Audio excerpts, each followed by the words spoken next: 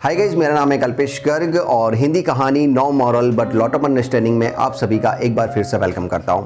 दोस्तों, आज एक बार फिर से मैं आप लोगों के साथ में बहुत ही एक दिलचस्प कहानी शेयर करने जा रहा हूं। जी हाँ, कहानी है एक माँ की जो आपको अंदर से हिला कर रख देगी।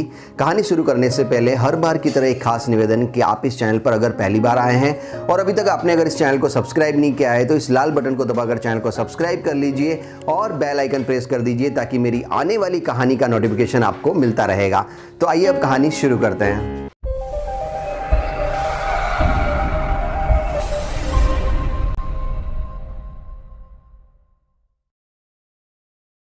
दोस्तों, कहानी शुरू होती है एक परिदृश्य से। परिदृश्य है एक मेडिकल स्टोर का। मेडिकल स्टोर के मालिक बहुत ही बिजी हैं। वहाँ पर उनका जो काम करने वाला लड़का है वो फटाफट से दवाइयाँ निकाल रहा है। दवाइयाँ निकाल कर वो उन मेडिकल स्टोर के मालिक को दे रहा है। मालिक जो हैं वो फटाफट बिल बना रहे हैं और अपने कस्टमर को फटाफट निपटा रहे हैं। बहुत ही बिजी शेड्यूल उनका चल रहा है, लेकिन अचानक से काम करते करते वो जो मेडिकल स्टोर के मालिक थे उनकी नज़र पड़ी सामने रोड के उस पार। वहाँ पर एक पेड़ के नीचे एक वृद्ध महिला खड़ी हुई थी। उस मेडिकल स्टोर के मालिक ने एक बारगी वहाँ पर देखा, देखकर फिर वापस उन्होंने नीचे देखा, पर क्या पता उनके दिल से एक आवाज़ आई कि उस महिला को शायद कुछ चाहिए, लेकिन वो यहाँ पर आ नहीं पा रही या फिर कह नहीं पा रही। उनके अंदर से ऐसी वो फीलिंग आ रही थी। तो उस आदमी ने फिर से उधर देखा, महिला वहाँ पर खड़ी थी और उसकी जो निगाहें हैं वो कुछ कहना चाह रही थी पर वो कह नहीं पा रही थी। बल मानुस थे, अच्छे दिल वाले इंसान थे, तो फटाफट से उन्होंने सारे कस्टमर को निपटाया। एक दो कस्टमर वहाँ पर खड़े थे तो उस लड़के से कह दिया कि तुम इनको दवाई देकर बिल बना देना, मैं अभी 2 मिनट में आता हूँ। वो अपनी मेडिकल स्टोर को छोड़कर रोड क्रॉस करके सामने की तरफ गए और उन्होंने उस वृद्ध माताजी से पूछा कि माताजी, आप यहाँ इस पेड़ के नीचे क्यों खड़ी हैं? आप मेरी दुकान के सामने देख रही थी, क्या आपको कुछ चाहिए? तो माताजी ने कहा कि हाँ बेटा, चाहिए। तो उन्होंने पूछा क्या चाहिए? तो कुछ बोली नहीं। वो कुछ कहना चाह रही थी पर कह नहीं पा रही थी। तो ये जो मेडिकल स्टोर के मालिक थे उन्होंने बहुत ही विनम्रता से उनको विश्वास में लेते हुए कहा कि माताजी, आप बताइए तो सही, मैं आपकी हर संभव मदद करूंगा, जो मेरे से हो पड़ेगा मैं करूंगा, लेकिन आप एक बार मुझे बताएंगे तो मुझे समझ में आएगा।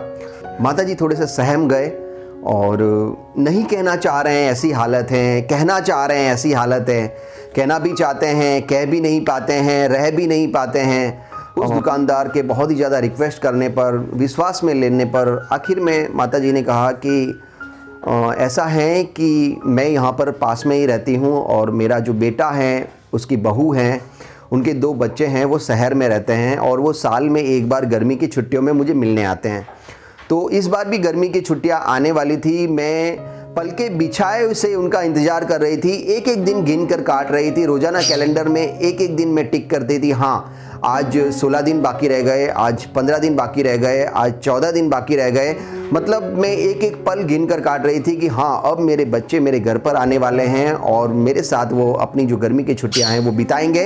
मैं बहुत ही खुश थी, मैंने कई सपने सजा रखे थे, पर अचानक से मेरे बेटे का फ़ोन आया और मेरे बेटे ने मुझे ये कहा कि मम्मी, इस बार हम गर्मी की छुट्टियों में कुछ और प्लानिंग कर रहे हैं। हर बार हम घर आते हैं पर इस बार मेरा मन कर रहा है कि मैं अपनी फैमिली के साथ थोड़ा हिल स्टेशन पर घूम आऊँ। तो इस बार की जो गर्मी की छुट्टियां हैं वो हम हिल स्टेशन पर मनाने वाले हैं, हम घर नहीं आएंगे। यह कहकर बेटे ने फ़ोन रख दिया।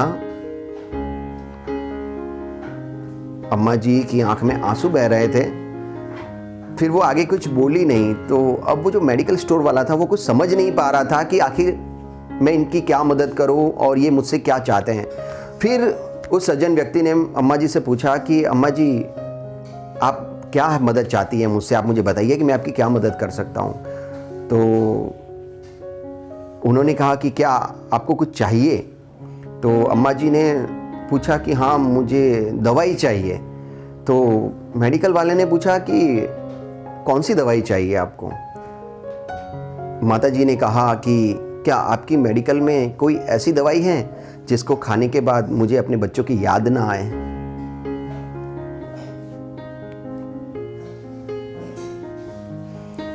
दोस्तों, ऐसी कंडीशन में आपसे निवेदन करता हूं कि आपके घर में जो माँ हैं, जो पिता हैं,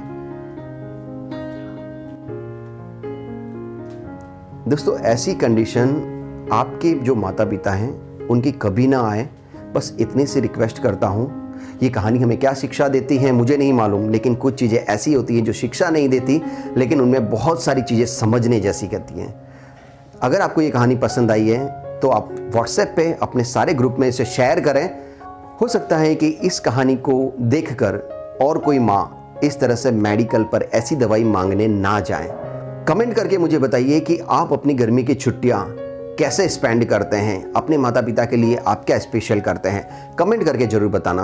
आज तक के लिए इतना ही, अगली कहानी में फिर मिलेंगे। तब तक के लिए जय हिंद, जय भारत, जय भारतीय सेना।